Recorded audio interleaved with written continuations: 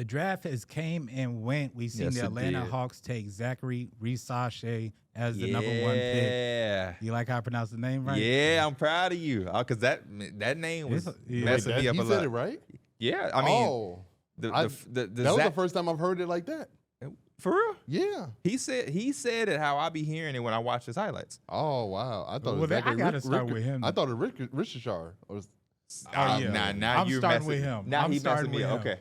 Fellas, I want to know who y'all winners and losers are. Like I said, we starting with D Mills. Biggest winners for me is probably Minnesota. They came out and got Rob Dillingham. They got their future franchise point guard, and I think he's going to be a great guy that could come off the bench and score, get comfortable, learn from Mike, and be around winning culture at the beginning of his career. And I think once Mike retires, now you have a great young backcourt in Anthony Edwards and Rob Dillingham. Me, on the other hand, I love what the Spurs did. They got their guy number 4. They traded 8 and got essentially 2 first-round picks for a rookie, Rob Dillingham. I love that. I also love the Wizards. They made a trade that I wasn't a fan of, but with the 3 first-round picks, they got a front court player, a wing player, and a guard. They hit every area with some young talent, and they needed it. I also love the Sixers getting Jerry McCain and your Lakers getting Dalton Connect with the value they were at 16 and 17. I know. They said they didn't even think he was going to be there. Yeah, I didn't either. That was beautiful. That was Dalton phenomenal. Connect for y'all is like literally like the perfect piece that y'all could have Mwah. drafted. J.J. Redick probably. They said he was drawing. They said he was drawing up out of timeout plays immediately as soon as they drafted him in the. I could believe it. Any losers? The Grizzlies. Zach Edey, I feel like would have been there later. Trade back. So I wanted some teams to kind of manipulate that.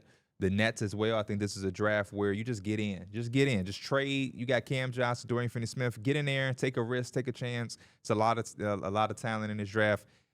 So yeah, I would say those teams. For me, I would have decided to go with Memphis. They probably had one of my least favorite picks of the draft. I just didn't like. You piling up on a young man. It's not even that it's him. I just don't feel like what they need at the center position isn't really what they got with Zach Okay. Edey. They They needed needed size. a They long, needed rangy, size. mobile, defensive type center to put next to Jaren that could do all the dirty work. I don't really think Zach Edey is that guy. He's the dude that was getting dump downs, and he was able to take 5-6 dribbles to get to his spot, and that's just not what they really needed. I mean, that's fair. That's fair. I'm going to go with the Bucks as a loser. I just felt like as a team that you don't really have much wiggle room to make a lot of moves in free agency. You got to look for the draft for a little bit more ready prospects. I do like the Tyler Smith one, but the first-round pick was a little bit confusing. Shout out to A.J. Johnson, though. Yeah. Chicago has done it again with the 11th pick. Never fails. They drafted Modest Buzelis. Here's what he had to say after being drafted. I know you're a big-time trash talker, but I want you to put words to the emotion you're feeling first. I'm blessed, man. This is what I wanted. I wanted to be here. I just can't. Thank you to the Bulls organization. I'm ready to work, man. I was born for this. All right, so you got that out of the way. Now, as an elite trash talker, do you have a message for anybody that thought you couldn't be here? And if not, that's totally fine, too. I don't gotta say nothing. I thanked everybody who doubted me. Thank you to everyone that doubted me, because I wouldn't be here without y'all. I use it as fuel, and everybody that supported me, I can't thank you enough. The support cast has been insane. So I thank you to everyone. All right, Matas, congratulations. You get to stay in your hometown of Chicago. Fellas, how does that make you feel after seeing that? I'm happy for Modest, man.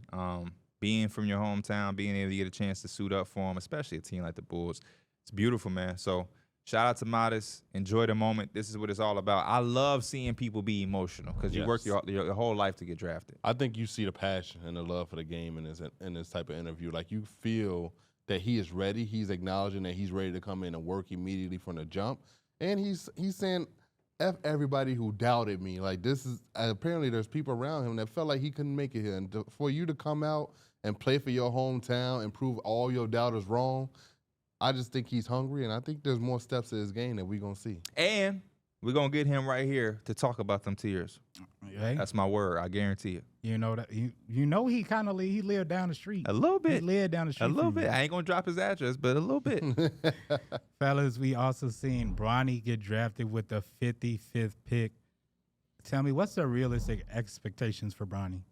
I think just come in and be a nice complimentary role player for the Lakers. I really don't know how to gauge a rookie coming in and playing with the Lakers just because throughout their time frame, they really haven't played rookies. But honestly, I feel like there may be a little bit of pressure on JJ to play him a little bit because he is LeBron James' son. So for him to just come in, play some defense, hit some threes, that's it. I don't really have any expectations, man. As we shouldn't. I'm so happy for him just to be able to hear his name called, be as part of history. Him and LeBron being able to play against each other, play with each other.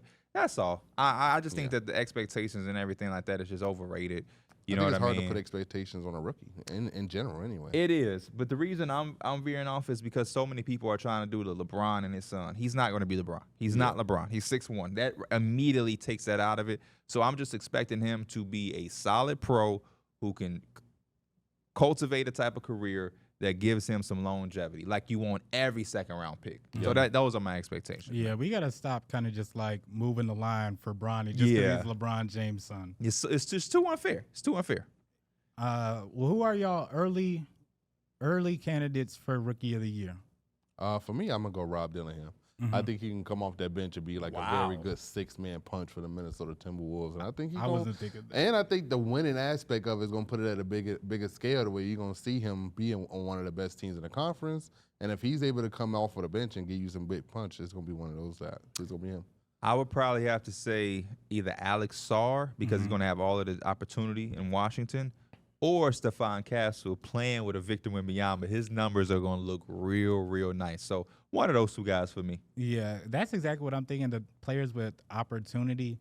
I'll had your two guys as early candidates for the Rookie of the Year. I'm going to throw in our boy Modest as well, just in case. I mean, we know DeBar might be on the move. Zach might be on the move. There might be some more opportunity for him to grow. And I don't really think there's people that's really demanding minutes from him. Yeah, I really hope that. I hope Modest can come in there and take it. I feel like if the Bulls are young, fun, playing fast, and it's just him, Kobe, Ayo, hell yeah, let's get it. Dark horses? Dark horses, Bub DeRon Carrington. Holmes. He could put up some crazy numbers with the Wizards. I think he Yeah, could be in the he same can. conversations as Alex Sarr with all that opportunity over there. I like those picks.